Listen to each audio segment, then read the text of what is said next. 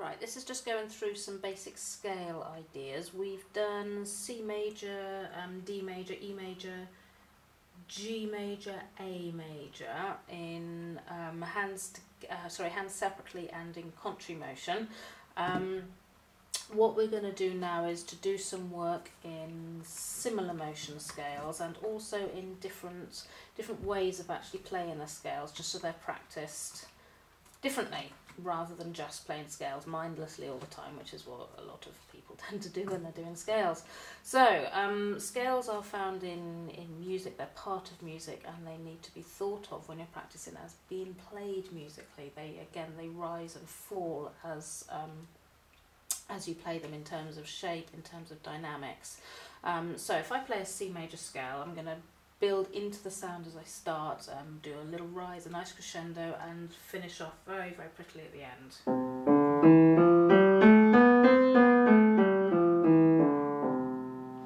Which sounds much nicer than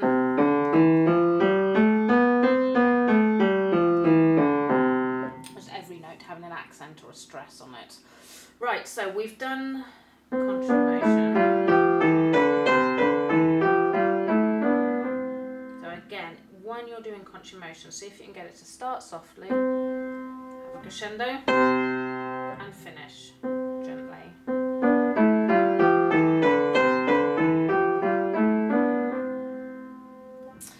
Similar motion. Now, the problem with similar motion scales is, unlike contrary motion, the fingers tack under at different points. But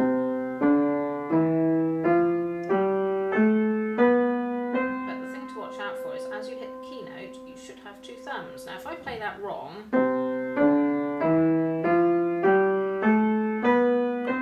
you can see I haven't landed on two thumbs there. So that's a really good marking point to know that, have we got it right? Yes. Have we got it wrong? Yes. Okay.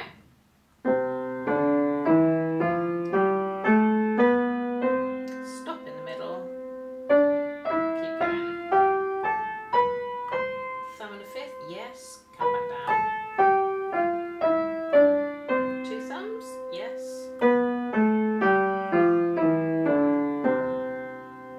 Now that works even for more advanced playing, which is when you're doing 4 octaves, you're doing them quite quickly. Stop on each octave to make sure that you are actually still finding that two thumbs. Okay,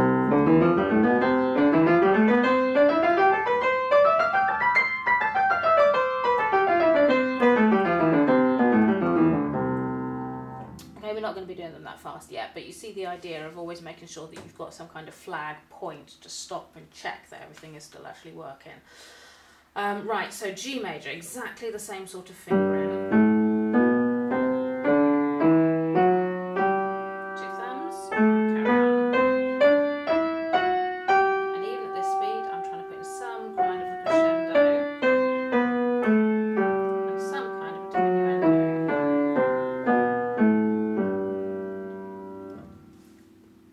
E major.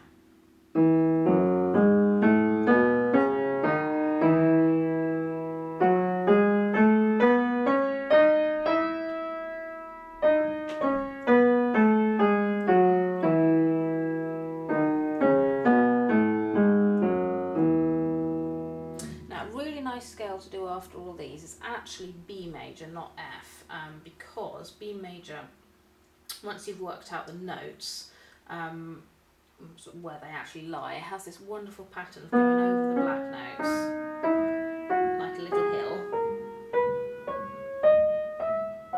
and makes getting the fingering wrong almost impossible. So if we think about, rather than which finger we turn, think about turning after every group of black notes, and then as you come down, how many fingers do I need to get through that next group? I need them, and I need them.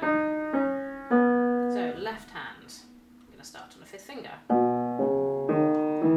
Wow, that feels really awkward. There's got to be an easy way. So if I look at how many fingers I need to get over that group of black note, I found I actually should start on the 4th. Again, that feels really, really awkward. So I'll start on a fourth. How many fingers do I need to get over that group of black notes?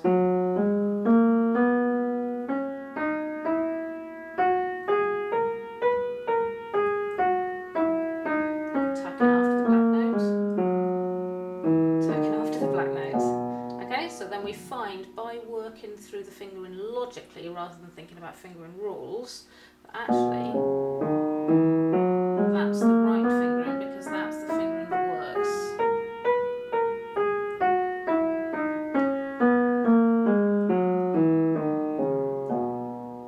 And then hands together.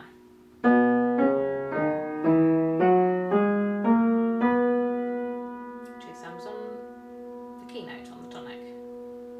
How many fingers do I need to get over there? Just those. How many fingers? Just those. Tuck after the black notes. How many fingers do I need? I need those. Tuck after the black notes. How many fingers do I need? Those. Right, so that's B major. So we can also find different ways of practicing. We can practice in different dynamics.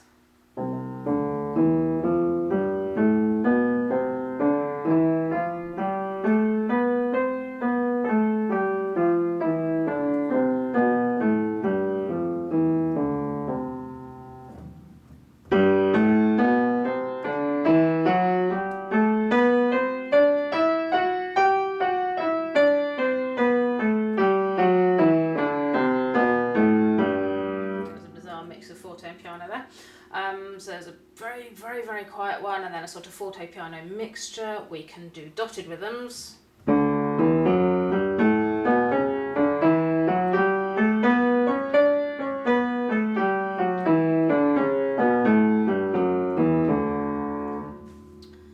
We can do them in little couplets.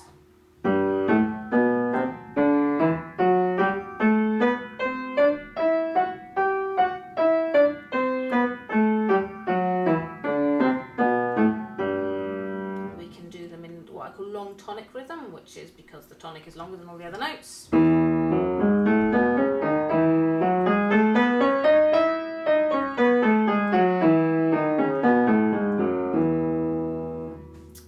We can do staccato. Now staccato, if you do staccato with both hands and you do a lot of it, it can be actually quite tiring.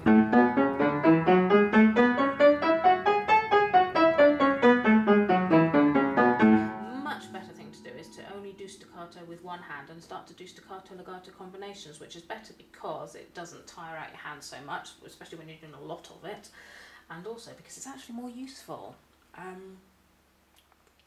It's teaching your hands to not listen to the other one, to really work independently. So I'm going to do staccato in the right hand, legato in the left.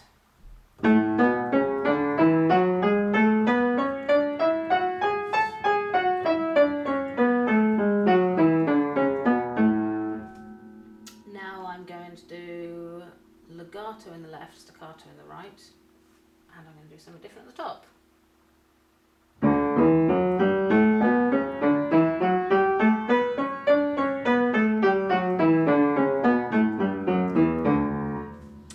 now I'm going to do something different entirely.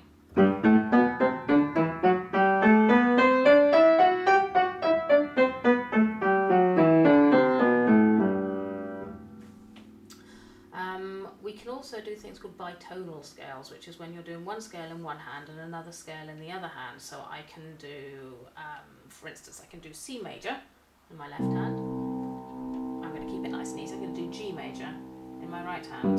So G major looks like this. C major sounds like this. And again, this teaches your brain to think really clearly about what's going on with these major scales. It teaches your hands to think very, very much in terms of independence and not just blindly following each other. And it also teaches you to think in terms of what are your hands actually doing, and to be able to keep one hand doing one thing and the other hand doing another thing. And it really brings clearly home that you are actually playing major scales rather than your hands are just playing the same thing.